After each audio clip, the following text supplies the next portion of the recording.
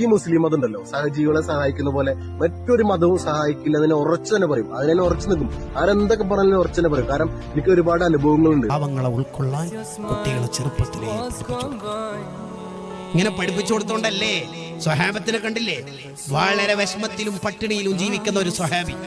ആ സ്വഹാബിയുടെ വീട്ടിലേക്ക് ഒരാട്ടിൻ തല ആരോ ഹദിയായിട്ട് കൊടുത്തു. ഇന്ന് നല്ല ഭക്ഷണം കഴിച്ച് പട്ടിണി മാറ്റാമെന്ന് ചിന്തിച്ച് ഈ ആട്ടിന്റെ തല കഴുകി വൃത്തിയാക്കി. അപ്പോഴാ സ്വഹാബി ചിന്തിക്കുന്ന, അപ്പുറത്തെ വീട്ടുകാരൻ എന്നെക്കാൾ വിഷമമുള്ളവരുണ്ടല്ലോ, അപ്പുറത്തെ വീട്ടിൽ കൊടുത്തു. ആ സ്വഹാബി ചിന്തിക്കുന്നു, മൂന്നാമത്തെ ഒരു വീട്ടുകാരനില്ലേ, അവിടെ കൊടുത്തു. 7 വീടുകൾ കറങ്ങിയിട്ട് 1ാമത്തെ വീട്ടിലേക്ക് തന്നെ ഈ ആട്ടിൻ തല എത്തിയ ചരിത്രം വായിക്കുമ്പോൾ നമ്മൾക്ക് മനസ്സിലാവേണ്ടത് ഒരു അടിപൊളി ലീഡറുടെ അനുയായികൾ ഇങ്ങനെയായിരുന്നു. يا رسول الله يا حبيب الله from the life of this dunya salam